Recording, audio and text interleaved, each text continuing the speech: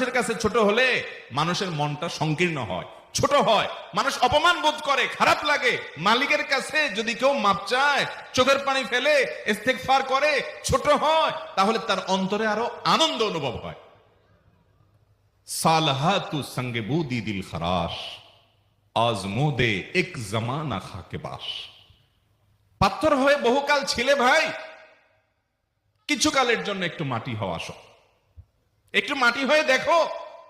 পাথর হয়ে তুমি যতটা আনন্দিত হয়েছো, পুলকিত হয়েছো, পরিতৃপ্ত হয়েছো, আরশ আজিমের মালিকের শপথ করে বলছি, আল্লাহর কাছে মাটি হয়ে, ছোট হয়ে, তুচ্ছ হয়ে, অপমানিত হয়ে, ক্ষমা চেয়ে, ইস্তেগফার করে তুমি যখন লা ইলাহা ইল্লা আনতা সুবহানাকা ইন্নী কুনতু মিনাজ জালিমিন নিজে পাপ করেছো এটা স্বীকার যখন করবে, তখন আল্লাহ তাআলা শুধু মাফ করবেন না, তোমাকে ঈমানের স্বাদ দিবেন, তুমি সাথে সাথে অন্তরে সেটা অনুভব করবা। ভাইরা আমার, আল্লাহর দিকে ধাবিত হবে তো ইনশাআল্লাহ? গুনাহের, পাপের, অপরাধের পথ ছেড়ে আসবো তো ইনশাআল্লাহ? লা ইলাহা ইল্লা আনতা সুবহানাকা ইন্নী কুনতু মিনাজ জালিমিন। কোরআন হাদিসের নির্যাসের 5 নম্বর আমল দোয়া ইউনুস। নবীজি সাল্লাল্লাহু আলাইহি সাল্লাম বলেছেন, আমার ভাই ইউনুস আলাইহিস সালাম, তিনি আল্লাহর কাছে এটা পড়ে যেরকম বিপদ থেকে রক্ষা পেয়ে গেছেন, তোমরা আমার ভাই ইউনুস আলাইহিস সালামের দোয়াটা বেশি বেশি পড়বা, ওইটাকে তোমরা আঁকড়ে ধরবা, তোমাদেরকে আল্লাহ তাআলা উদ্ধার করবে। আল্লাহ কোরআনে ওয়াদা করেছেন, ওয়া কাযালিকা নুনজিল মুমিনিন, এভাবে আমি ইমানদারদেরকে রক্ষা করব। অতএব ভাইরা আমার, বিপদ আপদে ওই মাজারে দৌড় দিবেন না। হুজুরের কাছে দোয়া চান, এটাতে দোষের কিছু নাই, কিন্তু সবকিছুর আগে আপনি নিজে নিজের মালিকের কাছে চান।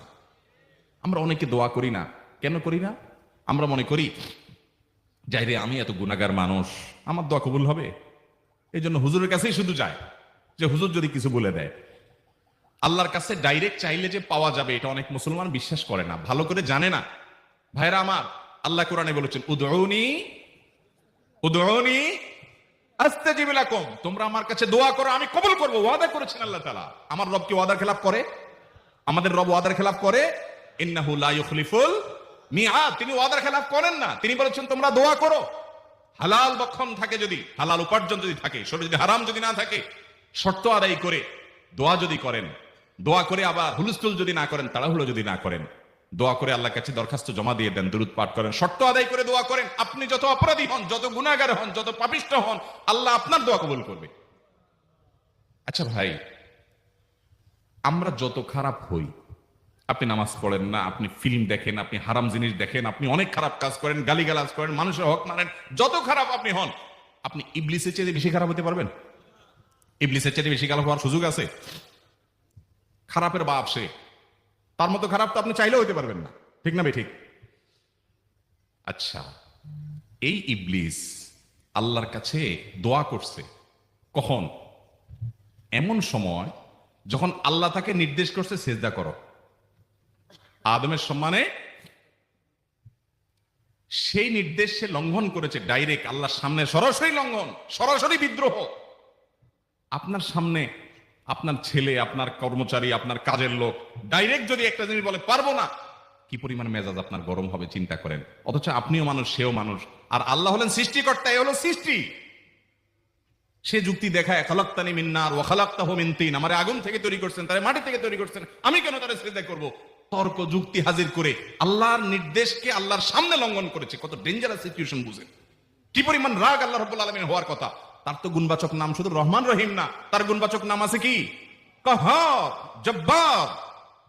তো আল্লাহ রাব্বুল আলামিনের এই গুণবাচক নামও তো আছে, তিনি তো প্রচন্ড রকমের কাহারের অধিকারী। তো আল্লাহর সামনে ডাইরেক্ট তার আদেশকে লঙ্ঘন করেছে, হঠকারিতা দেখিয়েছে, অহংকার করেছে, দম্ভ দেখিয়েছে, এত বড় বেয়াদবি করেছে। ওই টাইমে আল্লাহ তাআলা তো রাগ হওয়ার কথা। ওই রাগের সময়, ওই কঠিন সময় ইবলিস যখন আল্লাহ তাকে বললেন, যাও ফখরুজ মিনহা ফাইন্নাকা রাজিম, জান্নাত থেকে বের হও, তুমি বিতাড়িত, আল্লাহ রাগ হয়ে তাকে জান্নাত থেকে বের করে দিলেন। ভাইরা আমার, এই রকম সময় পর্যন্ত ইবলিস দোয়া করে বসছে। কি দোয়া করছে? রব্বি আনজিরনি ইলা ইয়াউমি ইউবআসুন, আল্লাহ আমাকে সুযোগ দেন, কিয়ামত পর্যন্ত হায়াতটা দেন আমারে, দোয়া করে বসছে। কিন্তু আল্লাহ তাআলা কি করছেন? আল্লাহ বলছেন, তো বড় সাহস তোর, বেটা মাত্র সিজদা করতে বলছেন, করলি না, কমবক্ত, আবার দোয়া করস? আল্লাহ সেটা বলেন নাই। আল্লাহ কি করছেন? ইন্নাকা মিনাল মুনজারিন, যাও তোমাকে সুযোগ দেওয়া হলো। সুবহানাল্লাহ। ইবলিস যদি আল্লাহর রাগ হওয়ার মতো সময়ে, ক্রোধ হওয়ার মতো সময়ে আল্লাহর সামনে আল্লাহর সরাসরি অবাধ্য হয়ে আল্লাহ তাকে বের করে দিচ্ছেন বিতাড়িত শয়তানকে, ওই টাইমে যদি দোয়া করার পর ইবলিসের দোয়া কবুল হয়, ও মুসলমান, আপনি আল্লাহর গোলাম হিসেবে নিজেকে স্বীকার করেন, আপনি যত পাপিষ্ঠ হন না কেন, আপনার দোয়া কেন কবুল হবে? আল্লাহর কাছে দোয়া করবো না ইনশাআল্লাহ? ইবলিসই আমাদেরকে বুঝায়, ফুসলায়, তুই কোন মুখে দোয়া করবি আল্লাহর কাছে? তোর নামাজের ঠিক নাই, তোর ইবাদতের ঠিক নাই, এত আকাম কুকাম করস ফেসবুকে ইউটিউবে, তোর মতো 2 নম্বর একটা মানুষ, কোন মুখে আল্লাহর কাছে দোয়া করবি? থাক, দোয়া করিস না, আমি কেমনে এই মুখ নিয়ে দোয়া করবি? এটা যখন আপনার মনের ভিতরে আসে তখন বুঝবেন যে মিস্টার ইবলিস অ্যাক্টিভ হয়ে গেছে আপনার শরীরে। কথা কি বুঝাতে পারছি? আল্লাহর কাছে দোয়া করবেন তো ইনশাআল্লাহ? এই 6টা দোয়া জিকিরের 5 নম্বর দোয়া ইউনুস, অর্থ সহকারে বুঝে বুঝে আল্লাহর কাছে চাইবেন এবং দোয়া করবেন। 6 নম্বর হলো সুবহানাল্লাহ, আলহামদুলিল্লাহ, লা ইলাহা ইল্লাল্লাহ, আল্লাহু আকবার। এই বাক্যগুলো দেখবেন ঘুরে ফিরে নবী করিম সাল্লাল্লাহু আলাইহি ওয়াসাল্লাম সারাদিন পড়তেন। 5 ওয়াক্ত নামাজের পরে 33 বার দেখবেন। আবার দেখবেন সকাল সন্ধ্যায় সুবহানাল্লাহি ওয়া বিহামদিহি 100 বার, সুবহানাল্লাহি ওয়াল হামদুলিল্লাহি আল্লাহু আকবার 100 বার। আবার এগুলো মাঝে মধ্যে 10 বার, রাতের শোয়ার সময় 33, 34 বার, বিভিন্ন সময় দেখবেন ঘুরে ফিরে এই সুবহানাল্লাহ, আলহামদুলিল্লাহ, লা ইলাহা ইল্লাল্লাহ, আল্লাহু আকবার, এগুলো একটা মিজানের পাল্লাকে পরিপূর্ণ করে দেয়। কোনটা আসমান এবং জমিনের মধ্যবর্তী জায়গায় সওয়াব দিয়ে পরিপূর্ণ করে দেয়। এত বেশি ফজিলতপূর্ণ জিকির। এই জন্য পুরো কোরআন হাদিসের দোয়া এবং জিকিরের নির্যাসের শেষ এবং 6 নম্বর হলো বেশি বেশি করে দিন রাত 24 ঘন্টা যখন সুযোগ পাবেন, যেখানে যেখানে হাদিসে যে সংখ্যা বলা আছে ওটাতে করবেনই, ওর বাইরেও বেশি বেশি করে সুবহানাল্লাহ, আলহামদুলিল্লাহ, ওয়া ইলাহা ইল্লাল্লাহ, আল্লাহু। 6টা দোয়া এবং জিকির আছে, যেই দোয়া জিকির গুলো কোরআন হাদিসে বর্ণিত সকল দোয়া জিকিরের খোলাসা, সারমর্ম এবং নির্যাস। এই 6টাকে যদি কোনো মুসলমান নিয়মিত আঁকড়ে ধরে, তাহলে কোরআন এবং হাদিসের যত দোয়া এবং জিকির আছে কেমন যেন তার নির্যাসটা নিয়মিত সে আমল করলো। বলবো সেগুলা? এই 6টা দোয়া এবং জিকিরের মধ্যে সর্বপ্রথম হলো নবী করিম সাল্লাল্লাহু আলাইহি সাল্লামের প্রতি দুরূদ প্রেরণ করা। নবীজি সাল্লাল্লাহু আলাইহি সাল্লামের প্রতি দুরূদ প্রেরণ করার আমল এরকম আমল, আপনি যদি সারা দিনে শুধুমাত্র নবীজির প্রতি দুরূদ প্রেরণ করার আমলটাই জিকির হিসাবে সবচেয়ে বেশি করেন, দোয়া হিসাবে যদি এটাই আপনি সারাদিন করতে থাকেন, তো আপনার জন্য যথেষ্ট হবে। আল্লাহর কাছে আর কিছু না চাইলেও চলবে, আর কিছু না চাইলেও চলবে। দুরূদ মানে হলো নবীজির জন্য দোয়া করা। ভাই, আল্লাহ তার হাবিবকে রহম করবেন, আপনার আমার দোয়ার দিকে আল্লাহর তাকানোর কোনো ঠেকা আছে? নবীজি কি আমাদের দোয়ার কোনো মুখাপেক্ষী? কিন্তু আমরা তার জন্য দোয়া করলে ওই চান্সে আল্লাহ তাআলা আমাদের প্রতি অনুগ্রহ করবেন। একবার না, আপনি নবীজির প্রতি একবার রহমতের দোয়া করবেন, একবার দুরূদ পাঠ করবেন, মান সাল্লা আলাইয়া মাররাতান সাল্লাল্লাহু আলাইহি আশরা। নবীজি সাল্লাল্লাহু আলাইহি সাল্লাম বলেছেন, একবার আমার জন্য তোমরা দোয়া করলে, আমার প্রতি দুরূদ পাঠ করলে, আল্লাহ তাআলা তোমাদের জীবনে 10 বার 10 জায়গায় 10 টাইমস তোমাদের উপর আল্লাহ তাআলা অনুগ্রহ করবেন। আপনি টেরও পাবেন না কত জায়গায় আল্লাহ অনুগ্রহ করেছেন। আল্লাহ বাঁচাই দিয়েছেন, একটুর জন্য শেষ হয়ে যান নাই। ওই যে দুরূদ পড়ছেন, আল্লাহ তাআলা রক্ষা করছে, আপনি খবর একটা দান করছে, আপনি লক্ষ্য করেন নাই। ওই যে দুরূদ পড়ছেন একবার, 10 বার রহমত হবে। এভাবে যত দুরূদ পড়বে সে তত রহমত এবং অনুগ্রহ পাবে। এক সাহাবী বলেছেন, ইয়া রাসূলুল্লাহ, আমি আমার দোয়ার কত অংশ আপনার জন্য রিজার্ভ রাখবো? আমি তো আল্লাহর কাছে অনেক কিছু চাইবো, অনেক কিছু নিবেদন করব, আপনার জন্য যেন আল্লাহ রহমত নাজিল করে, এটাই হলো দুরূদ। এই দুরূদটা আমি কি পরিমাণ রাখবো? 4 ভাগের 1 ভাগ, 3 ভাগের 1 ভাগ, অর্ধেক? এরপরে সাহাবী বলছেন, আসলে যদি সবগুলোই করি, উনি এক একটা পার্সেন্টেজ বলছেন, আর নবী করিম সাল্লাল্লাহু আলাইহি সাল্লাম বলছেন যে, তাকে বোঝাচ্ছেন যে আরো বেশি করতে পারলে ভালো হয়। তো সাহাবী বাড়াইতে বাড়াইতে শেষ পর্যন্ত বলেন যে, আমার দোয়া যদি সবগুলো আপনার জন্য করি, আমি যদি আর কোনো দোয়া না করি, শুধু আপনার জন্যই দোয়া করি। নবী করিম সাল্লাল্লাহু আলাইহি সাল্লাম তাকে সুসংবাদ দিলেন যে, তাহলে তোমার আর কোনো সমস্যা থাকবে না, সব সমস্যা দূর হয়ে যাবে, তোমার কোনো পেরেশানি থাকবে না। ভাইরা আমার, দুরূদের আমল এমন একটা আমল যে আপনার জীবনে কোনো বিপদ, কোনো মুসিবত, কোনো পেরেশানি, কোনো সমস্যা দেখা দিয়েছে, আপনি যদি দুরূদ পড়তে থাকেন, কোনো কিছু মনে আসছে না, অনেক সময় ছাত্র জিজ্ঞেস করে, ভাই পরীক্ষার হলে পড়া ভুলে গেছি, কি করবো? আমি দুরূদ পড়া শুরু করেন। আরবদেরকে দেখা যায় কোনো কিছু ভুলে গেলে তারা বলে আল্লাহুম্মা সাল্লি আলা মুহাম্মদ, আল্লাহুম্মা সাল্লি আলা মুহাম্মদ, এটা শুরু করে তারা। কারণ নবী করিম সাল্লাল্লাহু আলাইহি সাল্লাম এর হাদিস থেকে স্পষ্টভাবে, একটি না বহু হাদিস থেকে প্রমাণিত, যে ব্যক্তি দুরূদটা নিয়মিত পাঠ করবে, সালাত আলা নবীটাকে যে ব্যক্তি আঁকড়ে ধরবে, সব সময় তার মুখ থেকে সালাত সালাত সালাম চলতে থাকে, এই ব্যক্তির সকল গুনাহ আল্লাহ মাফ করে দিবেন, সকল পেরেশানি আল্লাহ তাআলা মুক্ত করে দিবেন। ভাইরা আমার, দুরুদের আমলটা এত গুরুত্বপূর্ণ আমল, এটা আমরা করি এখন।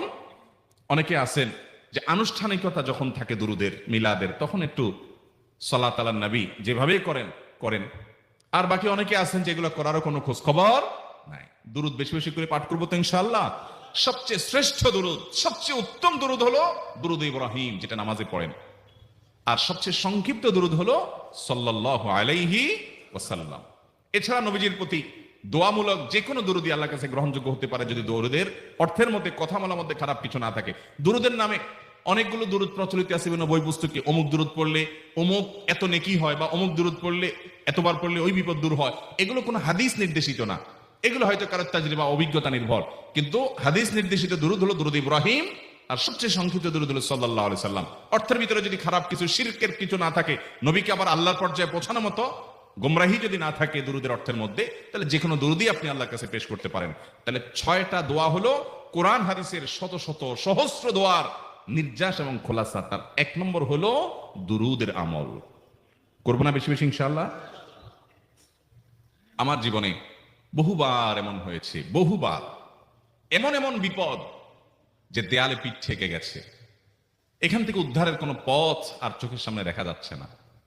আমি এই আমলটি, এর পাশাপাশি ইস্তেগফারের আমল, যেটা 2 নম্বরে বলবো আমি, এই দুটি আমল কন্টিনিউয়াসলি করে গেছি, হরদম, প্রতি নিঃশ্বাসে নিঃশ্বাসে, বাস টয়লেটের টাইম বাদে বাকি ফুল টাইম এটা দুরুদ এবং ইস্তেগফার অব্যাহত রাখছি। আল্লাহ তাআলা এমন ভাবে, অলৌকিক ভাবে উদ্ধার করেছেন যে আমার কল্পনায়ও আসে না যে এখান থেকে এভাবে হেল্প হতে পারে। ভাইরা আমার, আমার অভিজ্ঞতার 2 পয়সার কোনো মূল্য নাই। আমার অভিজ্ঞতা কি আসলো না আসলো, এটাতে কিছু আসা যায় নাই। রহমতুল্লিল আলামিন আল্লাহর রাসূল, আল্লাহর নবী ওয়াদা করেছেন যে আপনার পেরেশানি দূর হবেই হবে ইনশাআল্লাহ। অতএব দুরুদের আমল বেশি বেশি করবো না ইনশাআল্লাহ। নাম্বার 2, ইস্তেগফার। ইস্তেগফার ইস্তেগফার এটাও বেশি বেশি করতে হবে, দুরুদও বেশি বেশি করতে হবে। দুরুদের ব্যাপারে নবী করিম সাল্লাল্লাহু আলাইহি ওয়াসাল্লাম এক হাদিসে বলেছেন, আকসিরু আলাইয়া মিনাস সালাতি মিন ইয়াউমিল জুমআতি ওয়া লাইলাতিল জুমআহ। জুমার রাতে আর জুমার দিনে, অর্থাৎ বৃহস্পতিবার দিবাগত রাত আর জুমার দিন শুক্রবার, এই সময়গুলোতে তোমরা আমার প্রতি বেশি বেশি দুরুদ পাঠ করো। এই যে নবীজি বলছেন বেশি বেশি পাঠ করো, তাহলে দুরুদটা বেশি বেশি পাঠ করতে হবে। ঠিক একই ভাবে 2 নম্বর যেটা, দ্বিতীয় আমল যেটা ইস্তেগফার, এটাও বেশি বেশি করতে হবে। কারণ ইস্তেগফার সম্পর্কে কোন কোন হাদিসের ভাষ্যের মধ্যে মান লাজিমাল ইস্তেগফার ভাষ্য এসেছে, অর্থাৎ যে ব্যক্তি ইস্তেগফারকে আঁকড়ে ধরবে, এটাকে কন্টিনিউয়াসলি করবে, ইস্তেগফার কখনো ছাড়বে না, সবসময় তার মধ্যে ইস্তেগফার অব্যাহত থাকবে, ওই ব্যক্তিকে আল্লাহ রাব্বুল আলামিন বিভিন্ন পেরেশানি থেকে সারপ্রাইজড হওয়ার মতো এমন এমন পথ বের করে দিবে যে সে চিন্তাও করে নাই। তার পেরেশানি থেকে মুক্তির পথ আল্লাহ তাআলা দেখাই দিবেন।